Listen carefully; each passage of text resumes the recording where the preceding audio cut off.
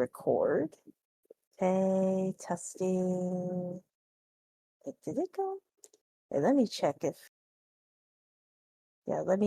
if Craig is in here. Okay. Okay, good. Okay, so I think because you said you're gonna show it in the middle, right, Andrew? Yes. Just okay, gotcha. So we'll start the panel. All right. Looks like we are good to go. All right. Welcome everyone to day 25 of Serenity Spring Festival. I am your host, Leah. And of course, today, to start off day 25, we have the Lovestruck Short Film behind the scenes with film crew, which of course is AndrewHVA and his brother Tom. Hello. Hello. Yes. All right. Andrew, why don't you explain to those who don't know what Lovestruck what your short film is about? Well, it's a how would we sum it up, Tom? I'll say a romantic drama, would we say? Yeah. Yeah, it's a Yeah. romantic drama. Yeah, about. Yeah. Well, you explain it. You wrote it.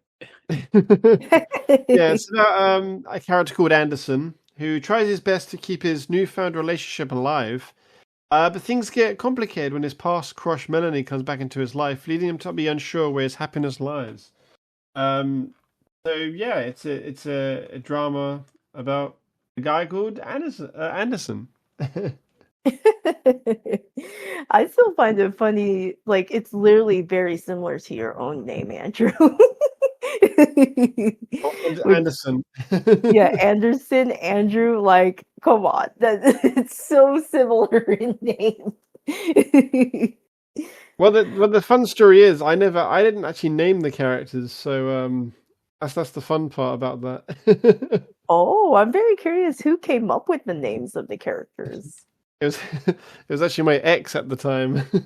Oh, oh my. Yeah. That's ironic. Yes, but we don't talk about that. I will not take full credit for the names. But yeah, I think why don't you tell us about how you came up with the story for this short film?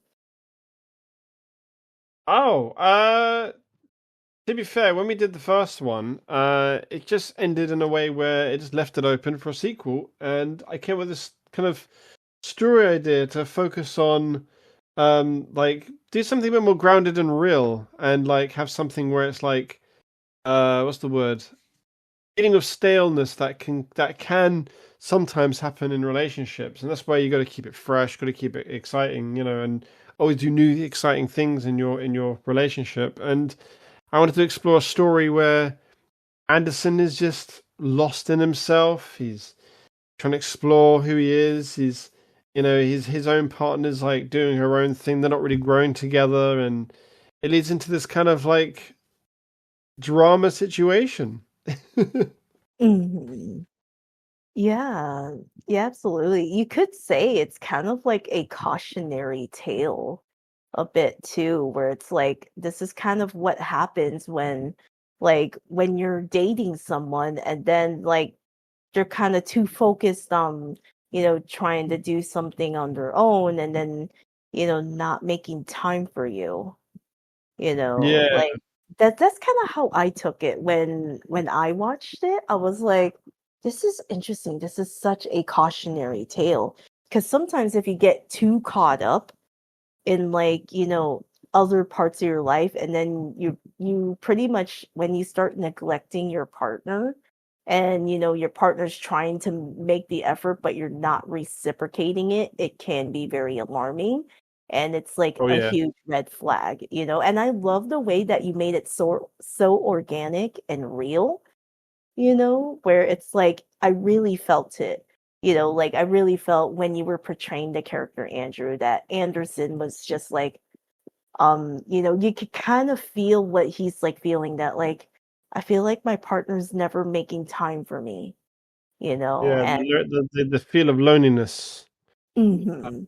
feeling lost and broken and it's like it's drifting apart, I guess.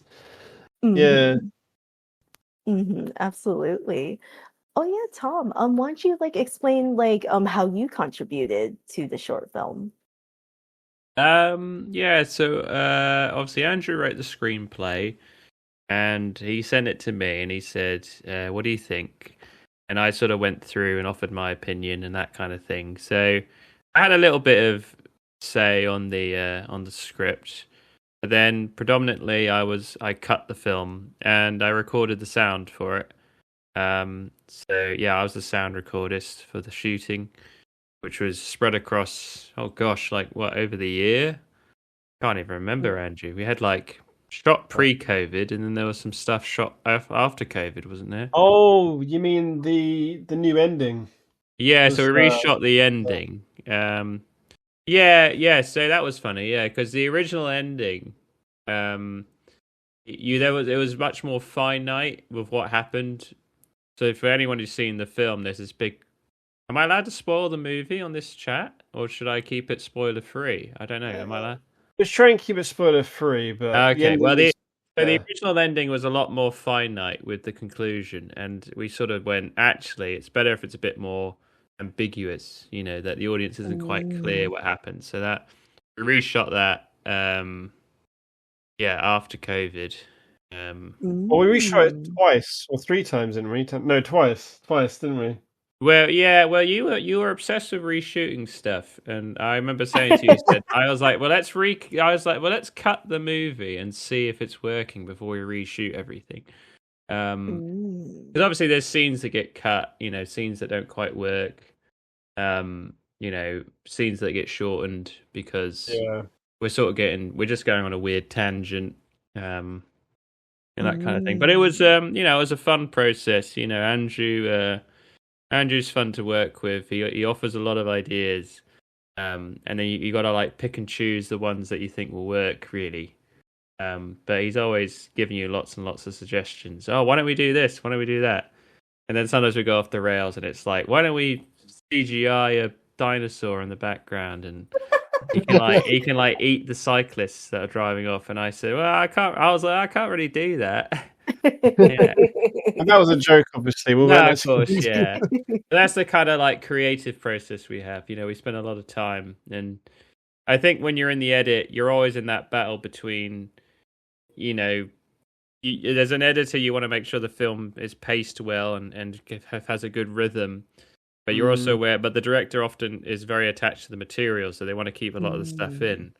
So it's always Mhm. trying to like trim away at the film so that by the time the director watches it again, they're kind of like, oh yeah, that's really good, and not notice the things that have been cut. That's sort Mm. of the yeah. process. Yeah. And there's one thing that Thomas always said was if you've cut a scene out and you don't feel like you're missing it or anything, then it has to be cut. You know, Mm. it means Yeah. it was bringing nothing to the table. We have so many deleted scenes in this film. There's even actually one whole scene before Anderson and Melanie go to the party that we completely cut. That's like what 1 minute and a half or a minute at least. Yeah, Is yeah. But there? that was like character work stuff. We realized when we you know, there were certain things about his character that we needed to address to make him likable, I think, and more Mm. sympathetic and those kind of things. So without getting into spoilers. But yeah, it was a whole process, you know. It was fun. You know, I did enjoy it. Yeah, it, Yeah. Mm. it was a fun experience. Like fun experience. I miss it. It was. I think I got emotional the last day of filming, didn't I? Yeah. It was such a journey. We started actually. I don't think we mentioned this, but we started filming from July, 2019, and we finished filming at the by just before Christmas, December 2019. So that was loads of months, and almost every Sunday we tried to film, because that's the Yeah. entire day everyone was free most of the time. So Yeah. Mm. it was a quest. It was an It adventure. was a long, yeah, it was a very scatty shooting. So obviously hair as well. Like if you watch the film, you'll notice that Anderson's hair is occasionally a little bit longer in some scenes, a bit shorter in others. But I think Mm. continuity wise, it's pretty consistent. But I've always said to Mhm. Andrew, I said, if we're doing a third one, we've got to make sure we shoot it in like a week Week. and not drag it out because Mhm. it's just there's always that fear, isn't it, that maybe someone leaves the country or something, and suddenly you're without one of your key actors. That'd be really Oh. annoying. And then we'll have to use CGI. Yeah, then we'll have to CGI. We'll shoot them on a green screen, and then we'll just pop them into the scenes. Mhm. But yeah, so anyway. Yeah, like I'm very curious, like how do you I know because you mentioned Tom that and of course Andrew you mentioned that there's a lot of deleted scenes. Like how how do you figure out which scenes to keep and which scenes to like, okay, I don't we have to like cut this part out. Like how do you decide, which scenes are like more relevant to tell the story? Well, yeah, I think it's just a case of when you shoot it and then you cut it. Like things that read on the page well don't always translate well on screen.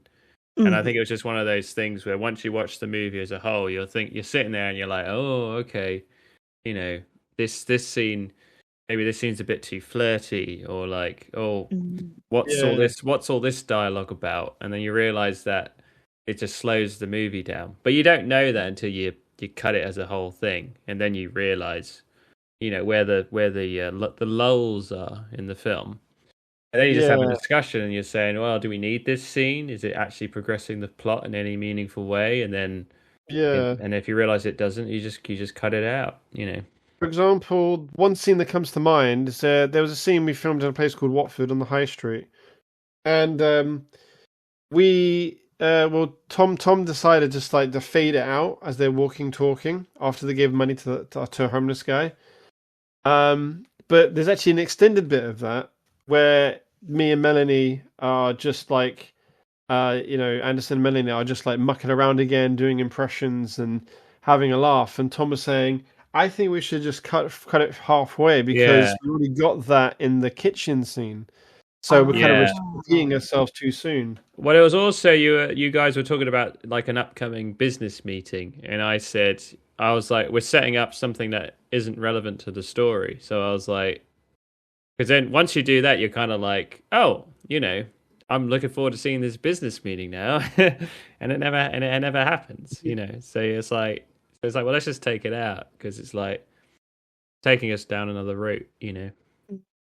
Exactly, yeah. So when Thomas was saying that's the thing that I enjoy working with my brother on these things because he points out things that I don't think of, then I point out things that he doesn't think of. You know what I mean? Mhm. So we kind of work well together with the editing side of things when editing these projects together. I mean, sometimes we do, I wouldn't say clash, but we do like sometimes go, I think this should be this. I think it should be that. Like, AKA the big dance scene with Anderson and Yeah, Melanie. yeah, Mhm. Tom really Yeah. yeah, wanted to trim it down more, and I was like, don't trim it down too much. I want the song to play through this. That's the idea. yeah, Yeah. yeah. Mhm. Yeah, exactly. And I think we got there in the end. I think, you sort of, I think I did trim a little bit off You did, yeah. without you knowing. But you were happy, so it was fine. But Yeah, because I love that scene in the film, where Anderson and Melanie are like dancing, together, and we gotta like talk about the theme song. Like, how did you come up with the lyrics for it, Andrew? Because that's gotta be like, Right. it's such a beautifully composed song, and um how are you able to convey that, in the song, while, trying to keep the story, how it fits in the story? Well, the thing is, so that scene, I always had in my head a vision of this being this big song moment. It's all about the song is gonna be the core focus. And I remember just sitting there, like, trying to think of how the song would go. And I did try to get some songwriters involved. But the three people that I did manage to get in touch with they all said the same thing, going, "Sorry, we only write like depressing songs." I was like, "Oh, okay." Well, I don't want this to be too sad. I want this to be kind of that kind of emotional but romantic, nostalgic vibe to it. You know what I mean? That kind of classic Disney, as you want to say. Mhm. But with a bit of like an emotional undertone, because it does sound kind of sad at the same time, but also very loving and heartwarming all in one. Mhm. Um, we were inspired by the song. What did we use again, Tom, for a placement? Oh my goodness, Order? I can't even remember. Uh, It wasn't a Whitney song, was it? It was. no. Oh, was it My Love for No? I'll Never Love This Way Again. I just got my Yes, Spotify on here. I think it's I Would Never Love This Way Again. That we use that as a placeholder, and that kind of inspired me of the Oh kind of yeah, vibe. Dionne Warwick. That's it. Yeah. So we had that in the film as a placeholder, and that inspired me to like the direction where I wanted to go with the vibe and tone. So I started to just think about the character, how Andersen felt, and how he was feeling, and in that moment, in that scene, I was kind of going off the character, because I'm a character actor myself. I like to feel and Mhm. think what the character would think. As Mhm. you know, when I do like Sonic panels, I most think what Sonic would be thinking and feeling, and like he's nervous around Amy and Son Amy stuff. Mhm. Um, so I was just thinking Anderson in my head. How does he feel? How would he feel in this situation? What would he say? And all these words came out naturally by themselves. I happened to write that song. I think I wrote it at work in my lunch break. And it all just came out naturally on its own, and I was like, "Yeah, I'm happy with this." And then I worked with the composer, Michael Talbot, and he started composing the track how it should sound. I was giving him direction, and then we got the singer involved, Maisie Newland, a person I used to do the band with. I was in a house band. Ooh. She was the female singer and also saxophone player. She could play the saxophone. And then I just said, "Hey, do you want to sing this song?" And we did it, and it was emotional to hear come to life because it's a different feeling, when you see a work in progress. Mhm. It's different to when you see the finished product, and that's Mhm. with every form of art, you know. So Mhm. it was a good feeling, and obviously I wrote two other songs for it as well. So I wrote three songs. But that song particularly was the one that was the biggest one. That's where the budget went on. um, Actually, what am I saying? The whole budget went on the party scene. Yeah, that's true. Yeah. And that was um, it. Mhm. Shooting that party scene, it was like you only had like what, like 13 extras, wasn't it, or something? yeah, It was a really small number, and it was just a case of staging it so it looks like the room's really full, but there's barely anyone there. it's true. Oh. Yeah, like because that's gonna be really cool, Andrew, that like the song actually, won an award. It's gotta be like all that hard work, being able to it, you know, being able to do Yeah, that, and then because that's going to be such a great achievement to have, like the short film got like nominated and won a lot of awards, including including Forever Changed. That's got to be like a yeah, huge achievement. yeah. Actually, let me just mention the awards. So the film overall won 12 awards. Um, Starting with the Accolade Competition Film Festival, we won Film Short, Actress Leading, Becky, for Melanie, and Original Song. That's where we won the award for Original Song. Then we won at the Best Shorts Film Festival for Short Film again, me for Leading Actor, and Original Score. So Tom Newland, who's actually the brother to Maisie. Um, Mm. so we had both the brother and sister working on this film. He composed the score and won the award for that. And then the biggest one was the Cinema World Festival, where we ended up winning Best Acting Duo, me and Becky, Best Actress for Georgie, who played Lisa in the film. We won, obviously, for Best Drama, Romance, Cinematography for Jamie Thornham, and obviously the one I'm going to say right now, Best Editing for my brother Tom here. The short film. Wow.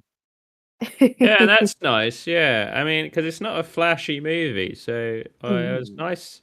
It's harder to it's harder to impress people with editing when it's not flashy. So yeah, it was nice. Yeah. And the funny thing was, I found out that because the festival ended at the end of March of that year, right? So in April, the next day was April 1st. Where is when obviously I got the announcement saying you've won all these awards, and obviously it's all legit, it's all real. But when I called Thomas to let him know, he wouldn't believe me because he thought it was April Fool's joke. Yeah, I was like, "What? Get out of here!" Of all days to announce the wins. Yeah, because to me that is a little weird that they like send it to you on April 1st. It's like, please some other day, please, so that way it's more believable. Which I don't blame you, Tom, because it's like it's kind of like when it's April 1st, you always got to take everything with like a grain of salt. Yeah, definitely, yeah. So I don't blame your skepticism about like I don't know if this is legit or not, because what if they're playing a prank, right? Because it's April 1st. Yeah, exactly. But still, it's because I remember when Doom and I saw it, we got invested so much. we got invested, and I think I love the ambiguous ending that you guys decide to go with, because like Doom and I are like, we want more. Like we're like anticipating, we want more. And I think what was also pretty funny is that Doom also noticed this hilarious detail in the short film that like I think it was like a line of dialogue. Oh, thanks for the food. And then Doom noticed like there's like no food on the plates. Oh yeah, I remember that. And I didn't really notice it until I watched that scene again, and I'm like, oh my gosh, Doom, you're right. Like you have a sharp eye for it. I didn't even notice it the first time around when I watched it until Doom mentioned it, and I'm just like, huh? I was like, oh, you're right. Those plates are too clean. Like that's impossible. Yeah, I'm sure we sprinkled some crumbs on it, but maybe it didn't. I think we did. Maybe it didn't come clear on camera. I guess that's why in the movies they often have like crusts left over and things. Because actually, if it's a clean plate, they're like, "What? They didn't have dinner," and it's like, "Oh no, they did. They just literally cleaned their plate. They licked it clean. Like they were hungry." Yeah. Oh my gosh. Yeah. I'm sure we sprinkled some crumbs, but yeah, I don't think it came out. Yeah. I'm just looking at the chat here with obviously Cookie Stars listening. Hello. Well, thank you for tuning in. I see a little quick question that's saying, "Where's my sequel, Andrew?" Yes, we are hoping to do a third chapter to this. It's because obviously the main lead of Melanie, she's Becky, she's like moved so far away, and we're trying to get in contact with her is a bit difficult these days. So we're trying to get her involved. You need a script. You need a new script, Andrew. That's the problem. Yeah. We don't have a script yet. Well, that too. We don't have a script, but we do have ideas. We do have a story. We do have concept.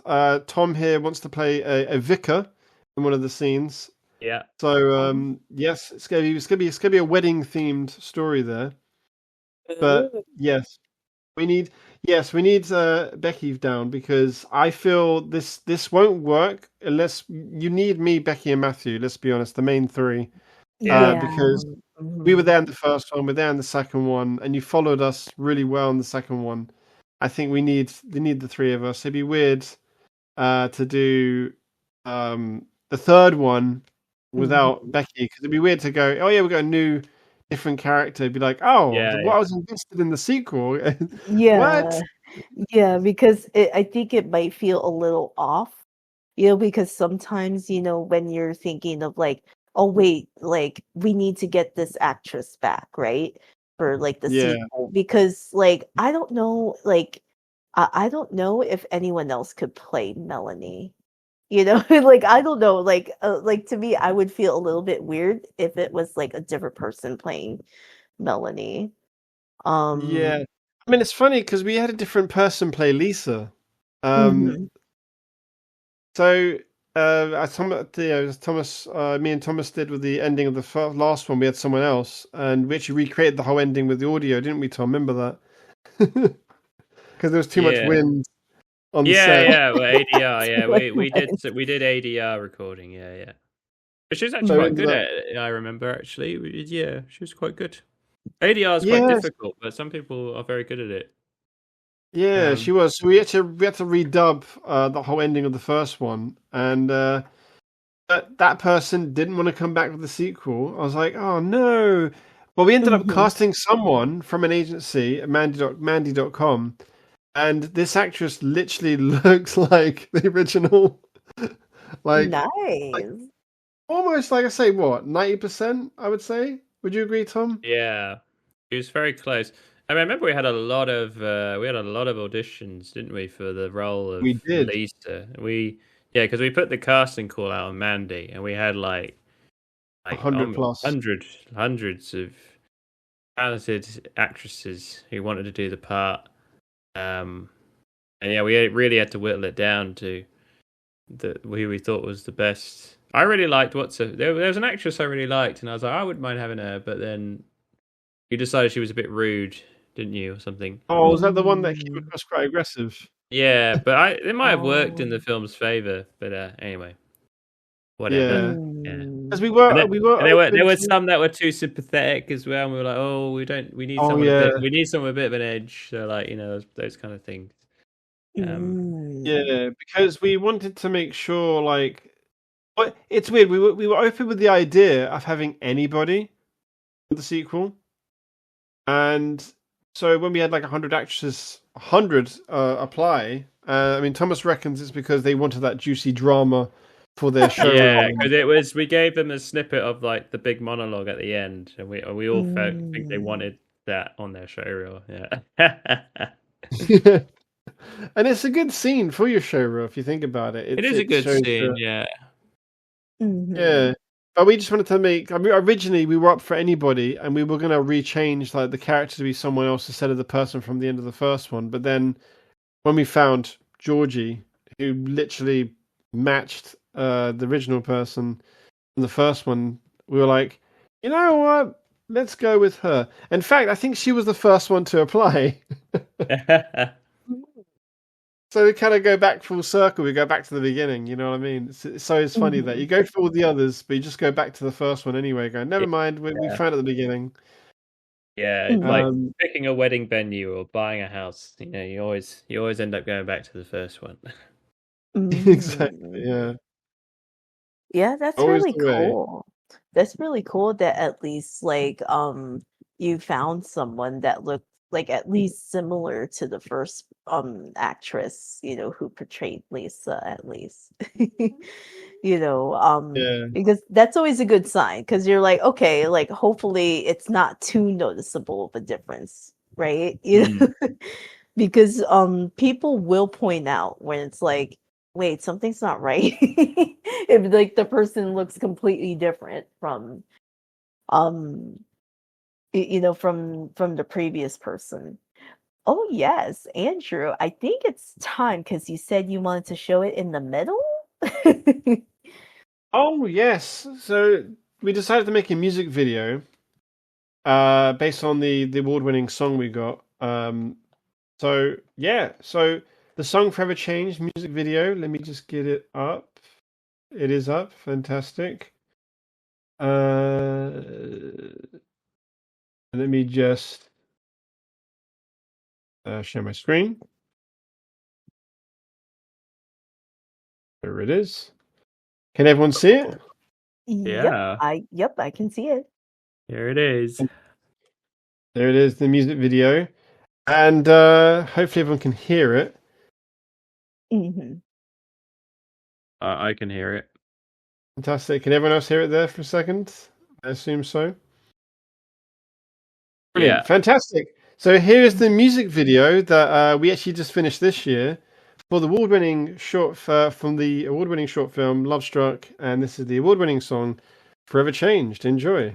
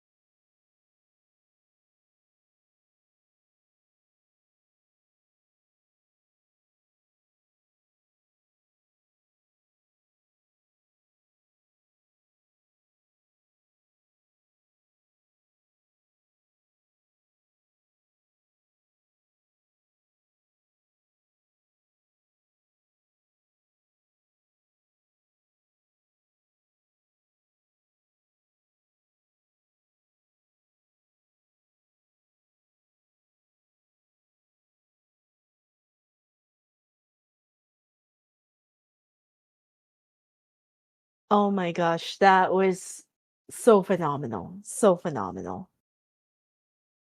Here. Yeah, it's not. It's not. I hadn't seen it in a long time, so it was nice to watch it again and be like, oh yeah, it's pretty good, then it. I love the transition from like where it starts off, black and white and it has like her clothes like red. I love that detail. And then it starts like throughout the song, you could kind of like see it like fully going into full color. And I think that was just a clever way to like um really enhance the immersion of the music video. Yeah. So I think my wife actually, because she's an editor as well, she actually cut the music video. And I think it was her idea to make it go into color at the end. I think I don't was that correct, Andrew? I think I believe so, yeah, because you told me she yeah. did this cool idea that I'm gonna love, and I first saw it and I went to see it, and I was like, wow, this is great, I love it. Yeah, yeah. So like the idea of having only her dress in color and the rest in black and white was something we talked about. But I remember thinking like, Yeah. oh, we don't know if this is actually going to work. And then we tried it, and Amanda did the initial cut, and then I did the polish. So it's called an online edit. So like you have the offline edit where you actually cut the picture, and then the online edit is actually like doing any like graphics work and VFX and things. And I remember Yeah. that bloody dress with the red, because some of the red hues would like leak into the plants and the background and stuff, or like leak into her neck and stuff. So like Oh. I had to make masks for all those little bits and then track it on her body and that kind of thing. And I remember I'd Oh. export it and then I'd watch it through and spot things and then I'll re-export it Yeah. and again and again. And Andrew was like, Yeah. "Enough, it's fine." I said, "No." And then I finally gave him No. the final masters, and then I spotted something, and I was like, "Sorry, Andrew, delete those. Here's the new ones."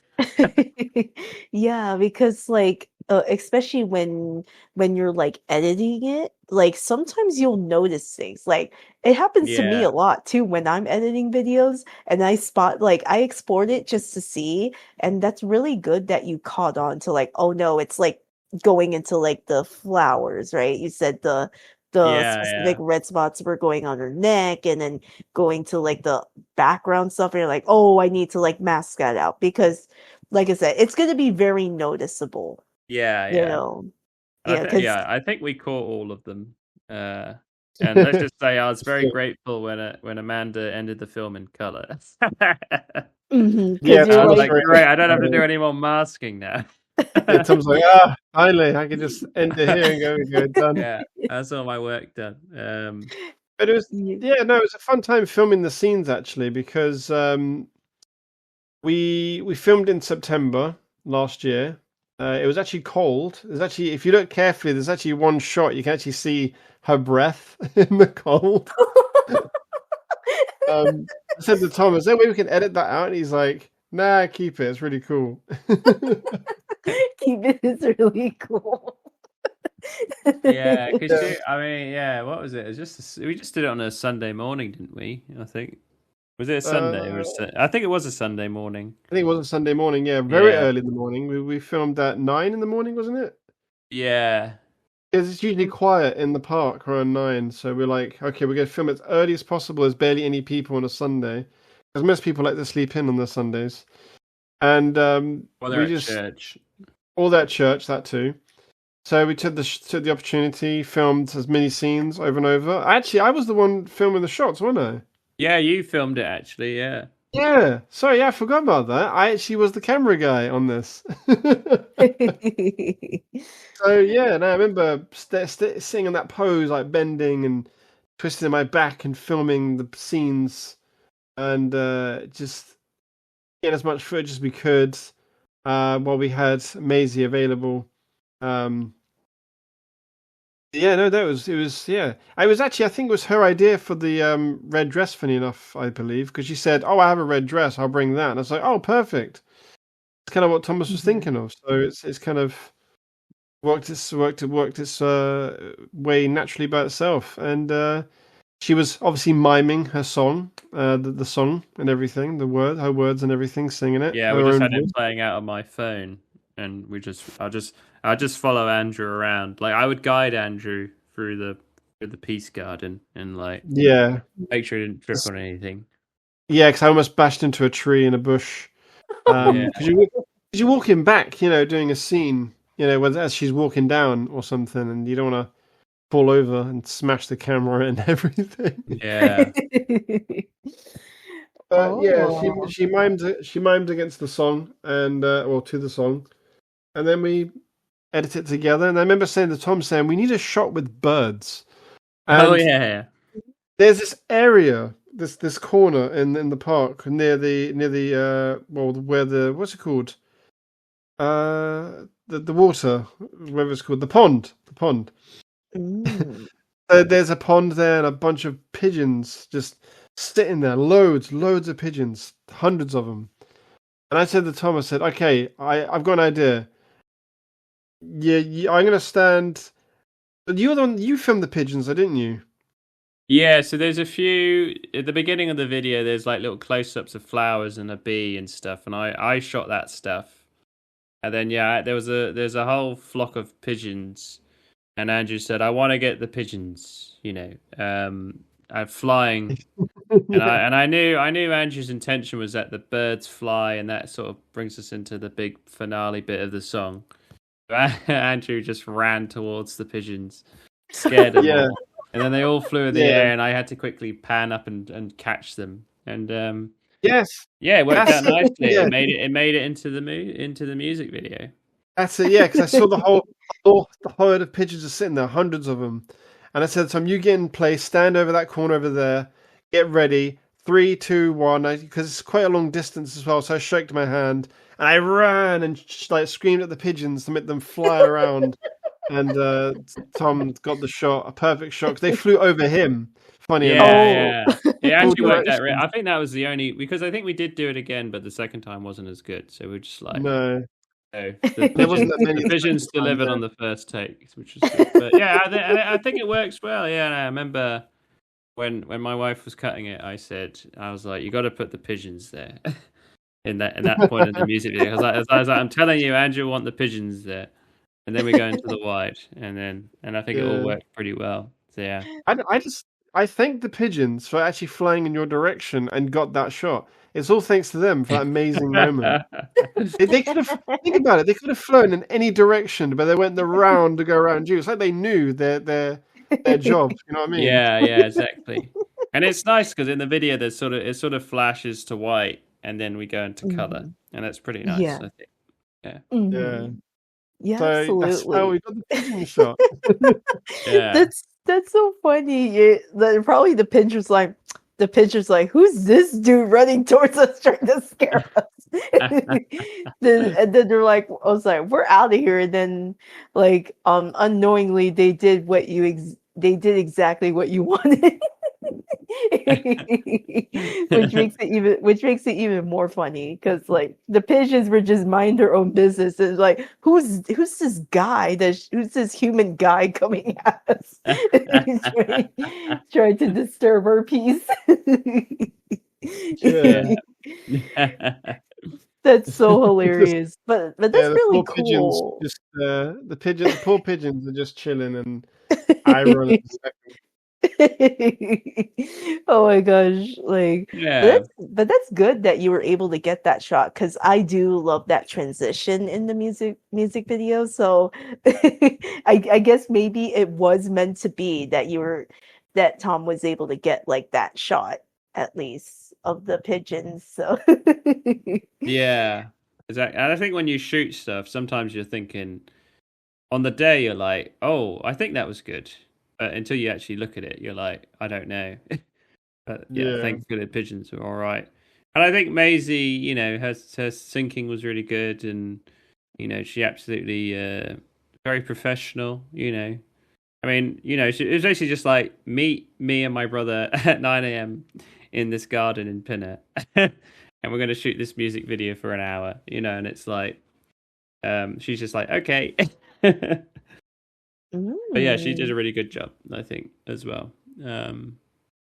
I'm very Yeah. curious. I'm very Yeah. curious. Like, what made you guys decide to choose that specific location to like shoot for the music video? Because it's actually the location in the film. Mm, In that's the beginning of understandable. the film, it's where him and Lisa first met. And also it's the same. Also, it's the same spot that was used in the first one as well. We used it quite often. Mm, Yeah. gotcha. And there's something nice about having that location, be in, because like the music video exists outside of the film. So it's nice to have something that links it to the movie, 'Cause, yeah, Mhm. you have Maisie's vocals, but she's not in the film. But that was quite Mhm. nice, you know. Yeah, absolutely. Like, I kind of love also that, incorporating, the scene, specific scenes from the movie, between like Anderson and Melanie. So, I think it was just like it was like chef's kiss. Because I remember Andrew, like you literally like wanted to show me like I don't remember, was it like a first cut or something of like the music video? And then he sent me the newer version or something like that. Just to like Um, take a look at it or no, I something. never, I never sent a newer version. No, Oh, this okay. is the final version. Oh, okay. I just wanted to be sure because I know you sent it to me and you asked me like what do you think of like the music video? And so I did watch it. And then I think I think you kind of mentioned, yeah, like Tom's wife was like, "Oh, like she's the one who who made it." And stuff. So I Yeah, was like, "Oh." And stuff. So, wait. Oh my gosh, but like I really love this short film and you literally got Doom and I like invested so hard.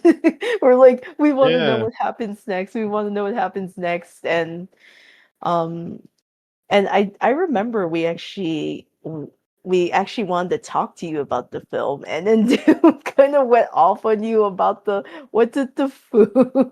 Why is there no food on the plates? Yeah, it's Like yeah, that was her like hilarious fixation. Like this is like it doesn't look right, in the film because it's like yeah, that's like so unnatural. Like I'm very curious how yeah. come I've like was it just like did you guys actually eat the food or that's what I'm uh, very curious. well, we had lunch beforehand, Mm. and we ate our whole lunch. We had no crumbs to use, so that's why.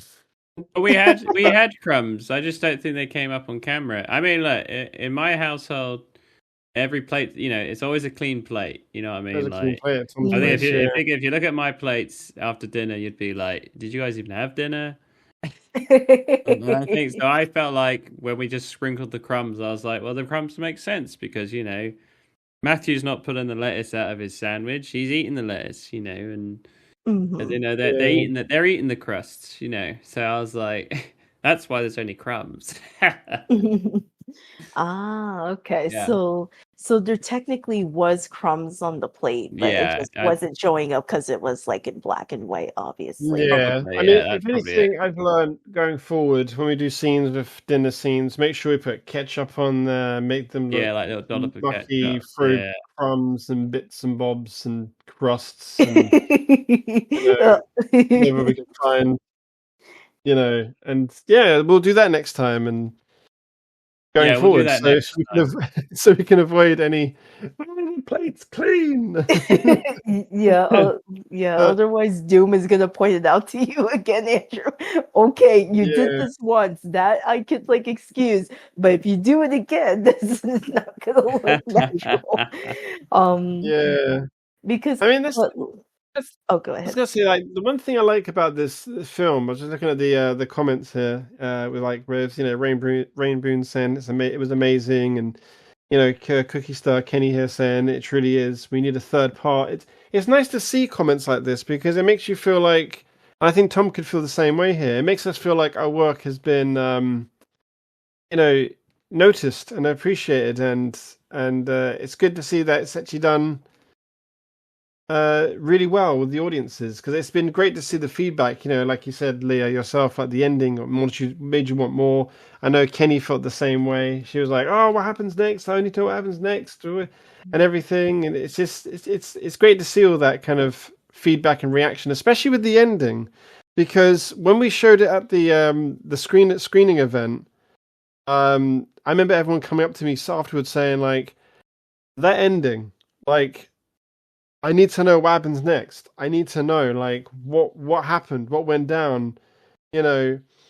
And who is it? Someone, I think with Herman. I was one of the people who watched it. He was saying to me, going, um, like to him, he wants to know like, is he still staying with Lisa? Did Lisa say just say goodbye to Melanie and never see her again? Is that why he's really sad?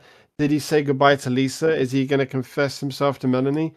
It's like it leaves the door open to the audience's imagination, and it's always interesting to see what people think, what they think had just happened. You know what I mean?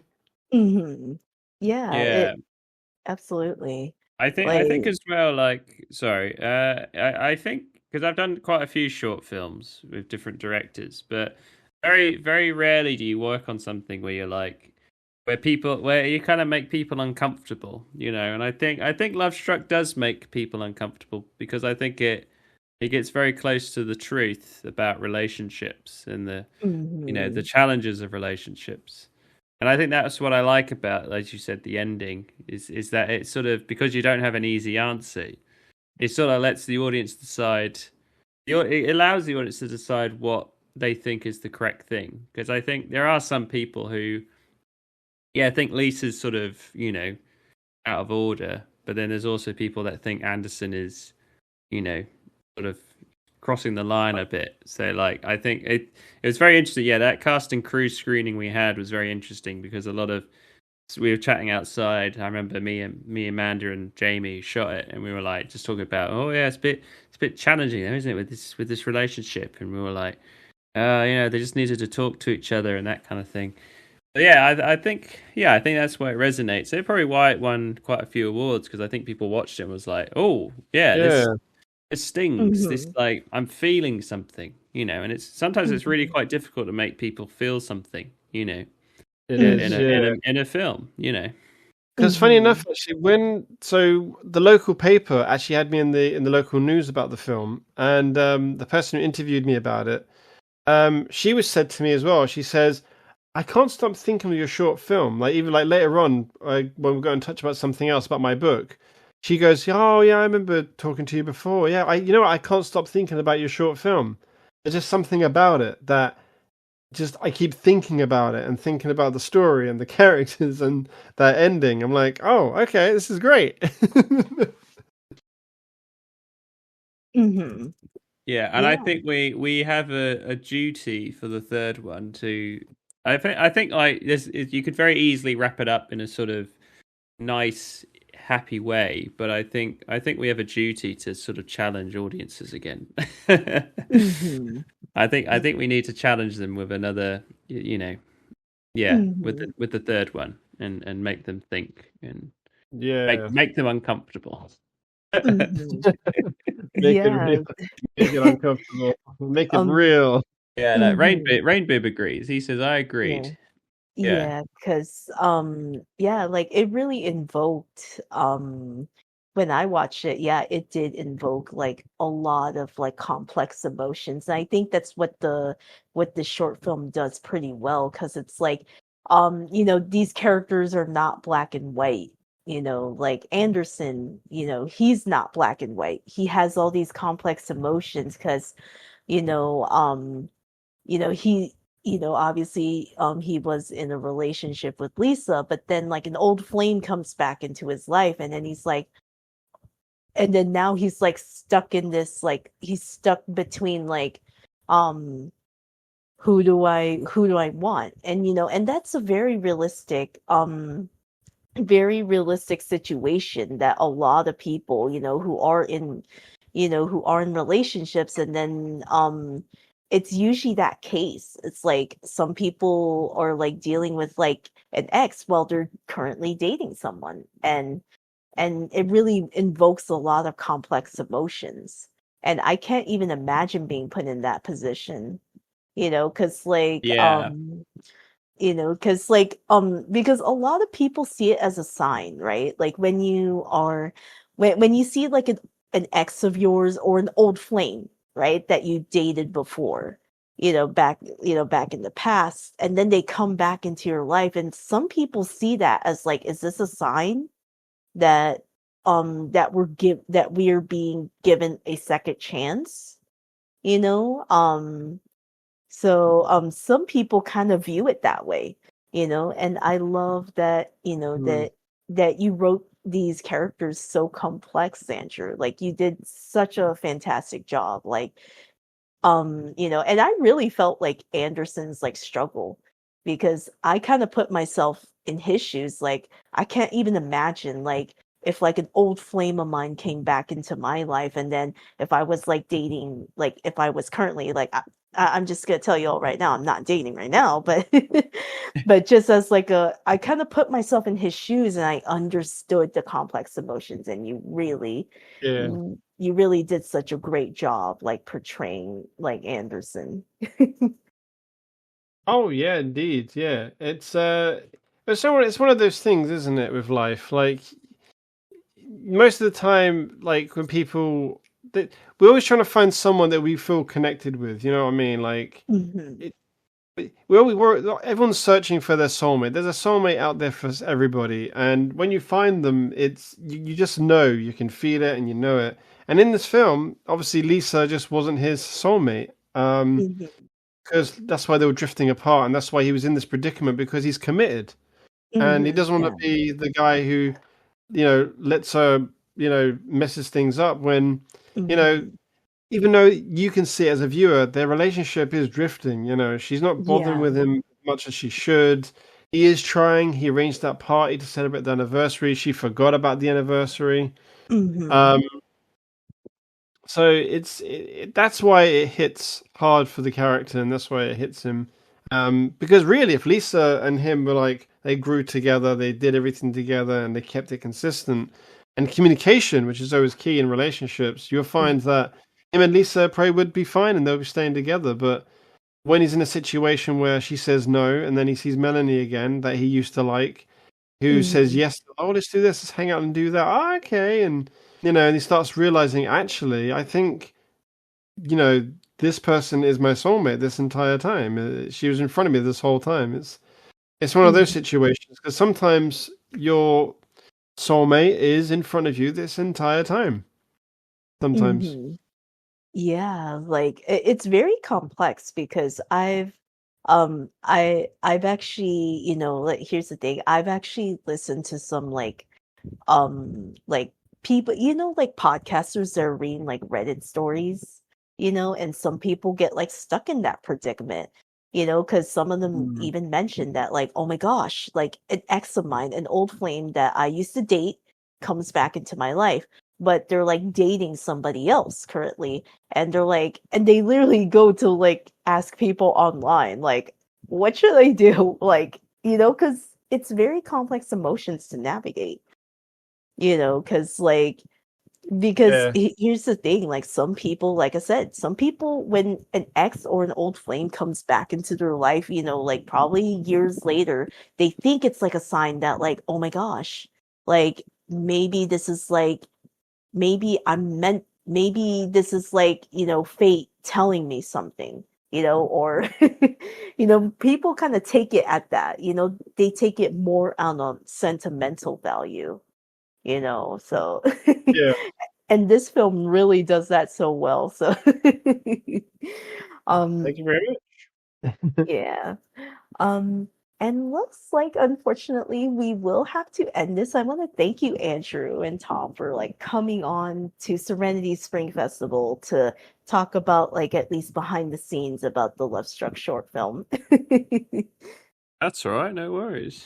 Yeah, thanks for having Thanks. us. Yeah, thanks for Yes. having us. Yeah. Yeah. And of course I am going to actually announced the next panel will be at 3 p.m. PT, 6 p.m. ET is Voices of Sonic Revolution with MC Voices. So if you want to like ask MC any questions about whether if it's like about Revel panels he's been in, whether in character or as a host or as himself and their other works, you are more than welcome to tune in. And of course, Yeah. this panel will be posted on my YouTube channel. And of course, yeah, I want to thank you all again for tuning in. And I'll see you guys in the next panel. Bye, Yeah, Thank everyone. you very much. thank you everyone for tuning in, and we'll see you next time, and hopefully for the next film. Woo! See ya. Bye.